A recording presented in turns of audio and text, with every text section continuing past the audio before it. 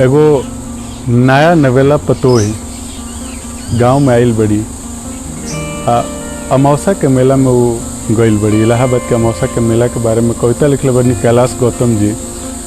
वही में कनिया अपना संस्कृति के कैसे दिखा रहल बिया, अपना संस्कृति के प्रति कैसे सम्मान व्यक्त कर रहल बिया, वही के बारे में कैलाश गौतम जी अमावस्या के मेला में एगो छोटा भाग लिखले बनी। हम आशुतोष ओझा वो भाग के पढ़े जा रहल बनी। सुनिए सब आनंद लें।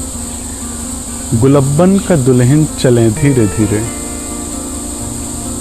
भरल नाव जैसे नदी तीरे तीरे, सजल देह जैसे हो गौना का डोली, हंसी हो बताशा सहधौए बोली, आ देखे ली ठोकर बचावे ली धक्का, मने मन छोहाड़ा मने मन मुनक्का, फुटहरा नियन मुस्किया मुस्किया के, वो देखे ली मेला सिहा के चिहा के, सबे देवी देवता मनावत चलेली, नरियर पे नरियर चढ़ावत चलेली, किनारे से देखें इशारे से बोलें, कहीं गांठ जोड़ें कहीं गांठ खोलें, बड़े मन से मंदिर में दर्शन करेली, दूधे से शिवजी के अर्घा भरेली, चढ़ावें चढ़ावा गोठें शिवाला, छुअल चाहे पिंडी लटकना ही जाला, अमावस्या का मेला अमावस्या का मेला,